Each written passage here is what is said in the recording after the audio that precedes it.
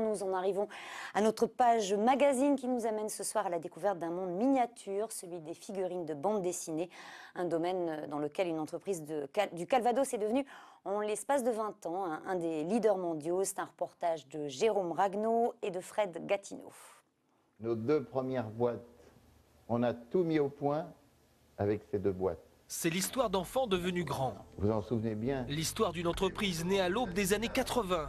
Histoire d'une étonnante industrie, mais histoire de famille aussi. 25 ans déjà. C'est l'histoire de Philippe-Antoine Guénard, le fondateur, lui-même héritier d'une longue lignée de grossistes en épicerie pour la pâtisserie. Et celle du cinéaste Alexis Poliakov, son beau-père, passionné de soldats de plomb. Il crée des figurines et un jour, j'ai vu dans son bureau 2 scènes, une dédiée à son père, Serge Poliakov, une scène qui était un atelier d'artiste, et une autre scène qui était une épicerie fine dédiée à son beau-père, Pierre Guénard. Et je lui ai dit, tu sais, on pourrait, je pense, vraiment faire quelque chose avec ça, ça me donne des idées, etc. Ben, il m'a dit, pourquoi pas, allons-y. Et c'est parti, mais à tâtons. Époque où on cherche, on expérimente, on apprend. Daniel Godefroy fut le premier salarié recruté. Son métier d'origine, bâtiment. La naissance et l'enfance de la maison Pixie, c'est aussi l'éclosion de talents insoupçonnés. Il a fallu faire toute la recherche puisqu'on ne connaissait rien du tout au métier, il n'y a pas d'école, donc on a tout appris, tout inventé et on a évolué comme ça au fil des années. 2 décennies plus tard, voilà Pixie devenu grand, une référence dans le monde de la figurine. Des milliers de personnages ont été créés ici à Sainte-Marguerite-d'Elle. La genèse, toujours la même. C'est d'abord entre les mains d'un sculpteur que le héros de BD quitte sa bulle de papier glacé et gagne, au prix de 1000 attentions, la 3e dimension. C'est la partie la plus délicate. Quelquefois parce que il y a une partie du personnage qui est cachée, donc il faut la créer, il faut la réinventer. Elle n'est pas forcément évidente, ni pour nous, ni quelquefois pour les dessinateurs. Mais oui, c'est la partie la plus intéressante, la moins facile. Une dizaine de sculpteurs, salariés ou bien indépendants, travaillent pour Pixie. Jean-Michel Laugier ne compte plus les armées de personnages que ses doigts ont façonnés. Presque tous des stars de la bande dessinée. Comme un accouchement qui à chaque fois touche au cœur leur père dessinateur. Il y a toujours un espèce d'émerveillement qui fait plaisir à voir, parce qu'ils découvrent comme nous quelquefois le personnage en volume, et puis ils peuvent effectivement le voir sous des angles qu'ils n'ont pas l'habitude d'envisager. Une fois achevée et acceptée, la sculpture constituera le point de départ de la fabrication des prototypes. D'abord réaliser un moule en silicone, il servira de matrice à la confection des pièces. Rien n'est encore définitif, car le site de Sainte-Marguerite est dédié à la mise au point des nouveaux modèles. La production industrielle des Pixie, c'est à l'île Maurice qu'elle a été installée.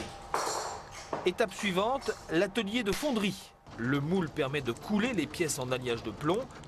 C'est un peu de l'alchimie et pour le profane, presque de la magie.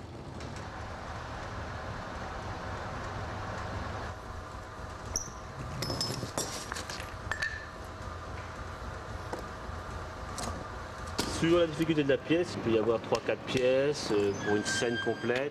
Pour un personnage, il peut y avoir 3 morceaux. Des fois, nous, des scènes entières, il peut y avoir 20 pièces. Pour faire une scène dans une boîte, il y a 20 morceaux. La mise en peinture, enfin, la couleur qui donne la vie, précision d'orfèvre et concentration de rigueur. Qu'est-ce qu'il faut comme qualité pour bien peindre?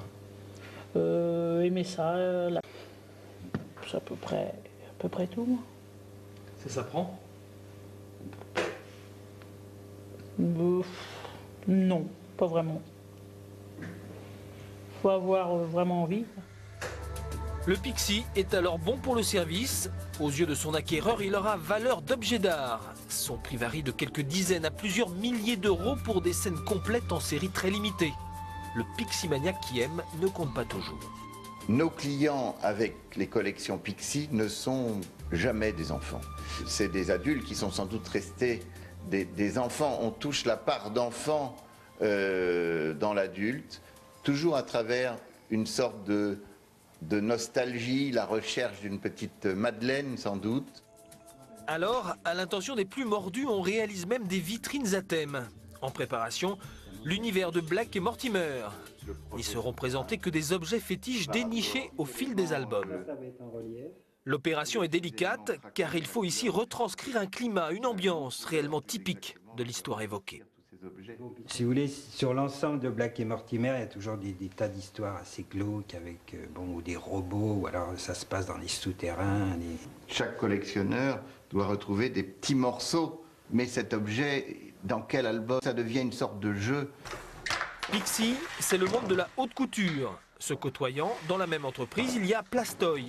C'est le prêt-à-porter, la diffusion de masse. La figurine, et cette fois en plastique, est fabriquée en Chine. Une gamme s'adressant au jeune public, nous sommes dans le monde du jouet, et c'est elle la plus rentable.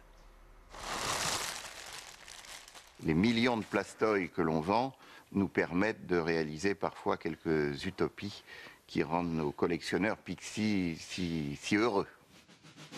De quoi s'autoriser aussi certaines folies, comme les Pixie-ramas destinés aux expositions.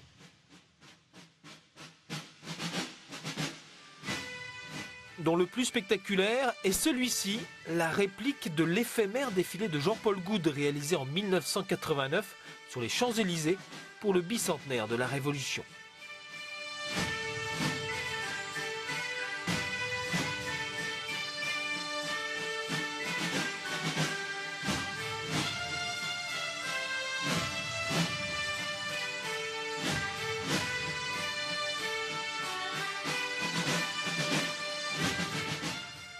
Fin de cette première partie de votre édition régionale. Dans quelques minutes, le 19h, ce sera avec Guénaël Louis. Bonsoir.